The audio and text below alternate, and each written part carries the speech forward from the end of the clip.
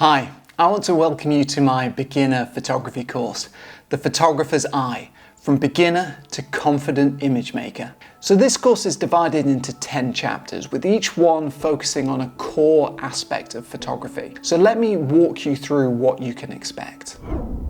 In the first chapter of the course, I'm going to walk you through the different types of cameras and lenses that I use. And I'm going to show you why gear doesn't matter nearly as much as your mindset.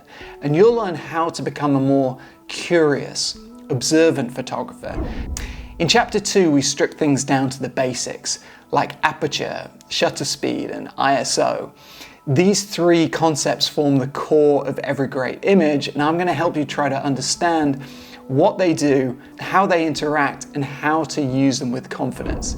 Now, light is the soul of photography, and in this chapter we're going to explore how to see it, shape it, and work with it. And you're going to learn how light changes through the day, how to use it to create mood and emotion, and how the best photographers chase and sculpt light with their images.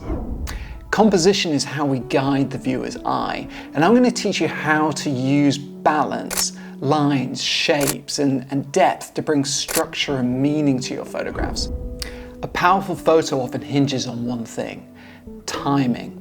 So we'll explore how to anticipate moments, how to stay patient, and how to develop that instinct for when to press the shutter. Color isn't just an aesthetic, it's expressive. So you'll learn how to use color to evoke emotion, build atmosphere, and draw the viewer into your world. Here we go beyond single photos. You'll build a small series of images, a body of work with intention and flow, and this is where photography begins to feel really purposeful as you learn to think like a visual storyteller. Taking a great photo is only the beginning, so in this chapter I'm going to walk you through my personal editing workflow. From selecting the best image in a series to enhancing the color, contrast, and clarity, I'm going to show you how.